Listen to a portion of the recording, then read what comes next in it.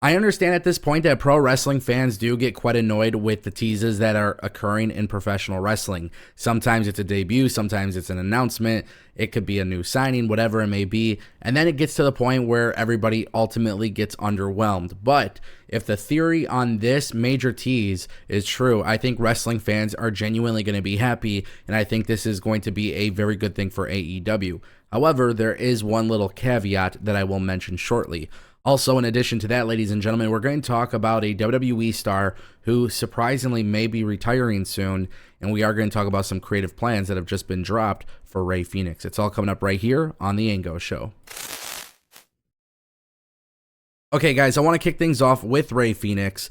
His story has just been so fascinating to pay attention to. Honestly, when you look at everything that's gone down with Rey Fenix, and, it kind of started with that tweet, right? About the inhumane treatment about AEW, and then obviously he finally got cut from AEW. WWE started airing vignettes for him. Just ultimately like some really good things happening there. And Rey Fenix is a hell of a talent. Obviously, I'm a very, very big fan of Rey Fenix. Was a big fan of Rey Fenix even before AEW.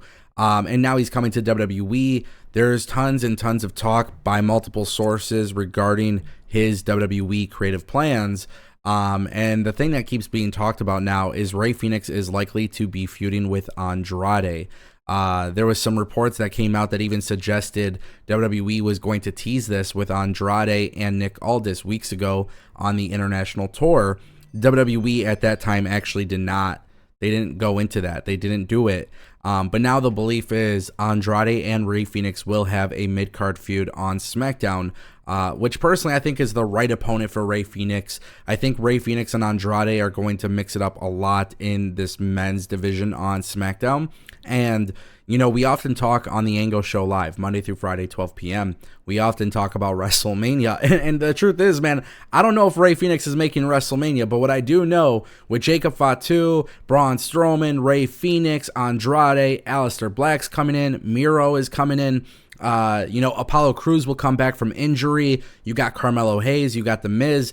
This could be a very, very loaded mid-card for the U.S. title picture. So if we could somehow get this feud between Rey Fenix and Andrade to really just showcase both of the guys' great work, I think WWE could really, really build up to a beautiful United States Championship feud for 2025 and 2026. Rey Fenix coming to WWE and having a feud with Andrade does spark the question, what happens if Andrade loses? I don't believe wins and losses matter that much, but I do believe to a certain extent you don't want Andrade losing every single match or every single feud. At some point, you do want to give him a legitimate push. So that is something to keep in mind. Now would be the best time to remind you that we have a major goal to hit 100,000 subscribers. Over 40% of the viewers who watch this channel are not subscribed. Please click subscribe if you enjoy staying educated on everything with wrestling news. This news is coming out of nowhere. Honestly, it is really shocking to me. This was not something I was really expecting. And I'm a little disappointed because I'm a huge fan of Akira Tozawa. I enjoyed his work prior to coming to WWE. And I thought he was really good in 205 Live, and then it was just really strange how WWE really shifted him to a comedy character. And look, I feel like he's embraced his comedy character role. Let's make that really clear. He's embraced it. He's done a phenomenal job in it. But at the same time, too, I would be lying if I told you guys I wasn't sad that perhaps just maybe he got a little bit more of a serious push in the WWE. But he actually went on Twitter. He uploaded a photo, and it was his first match back in 2005, and the caption of this was that it's been 20 years since my first match. Maybe I've been doing this for too long. I'm just going to be honest, guys. I don't want to see Akira Tozawa retire, man. I don't want to see Akira Tozawa retire. And I think a lot of times people who may not be as knowledgeable about his quality of work, maybe you're not aware of how good this guy actually is because of the way WWE has positioned him as a comedy character. I highly recommend you guys do the research and look up some of his older matches. Look at some of the stuff he did prior to WWE. This guy is a very, very talented individual. And shout out to him for coming to WWE. Shout out to him, transitioning from 205 Live to a comedic character. Everything that he's done with the Alpha Academy. He's a funny guy. He's very enjoyable to watch. and he never comes across as disgruntled or upset with his role in WWE. He never comes across as bitter or anything like that. This guy is obviously getting paid well. He's doing a great job in WWE. He does get utilized. However, go back and watch some of his old stuff and tell me that this guy is not sick. Like, he is sick at wrestling.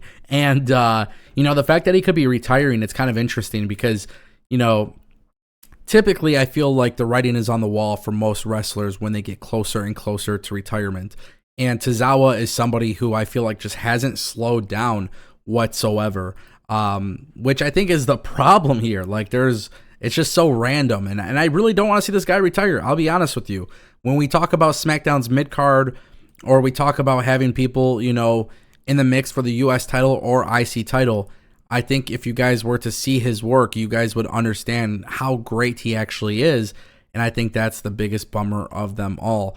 So just really unfortunate. And it really sucks, to be honest, to be able to see somebody who you have a lot of respect for, they're really good, their quality of work, but they're not being utilized in a way that you would prefer them to be utilized. And again, it's nothing against his comedic stuff. I feel like he's done a really good job of that, but you just know that he could be doing a lot more based on his skills and his history as a professional wrestler.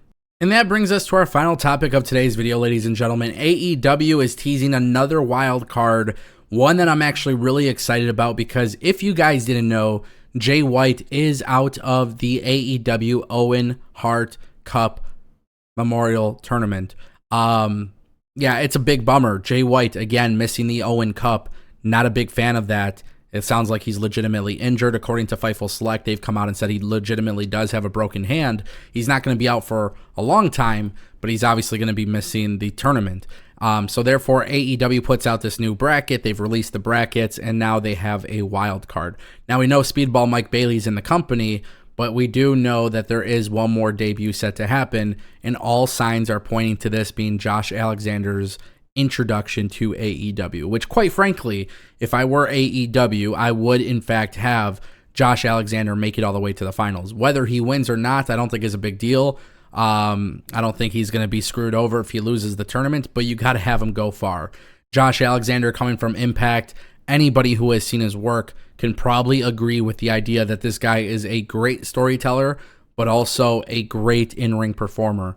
And when you bring somebody of that caliber into AEW, it's really important that AEW does not mess that up. You just simply can't mess it up. This is an opportunity. He chose AEW over WWE. This is an opportunity to show the world exactly why he made the right choice by coming to your company. And this is one of those things where I know some people are going to be upset about it, but Josh Alexander doesn't need to win the tournament, right? But he needs to have a really good showcase in the tournament. And then immediately after the tournament, that's where things got to get even better. That's where you got to actually use that as a way to propel him and put him in some meaningful and serious booking. But this guy's a stud. I love the fact that AEW does the Owen Hart Foundation tournament. Like, the Owen Cup to me is a very fun thing. Ricky Starks won it before, and then now they kind of have to make up for that, right? Because he's no longer the company. So the person that wins this tournament should very well be somebody who you have high hopes on. Hangman Page and Swerve are the people that a lot of people continuously talk about because of the fact that they are so incredibly talented. So when I talk about a winner being of that caliber, that's what I'm looking for here. But you guys can let me know what you think in the comment section down below. I like a good debut. This is the perfect opportunity to bring Josh in. Let me know what you guys are thinking, and I will see you next time.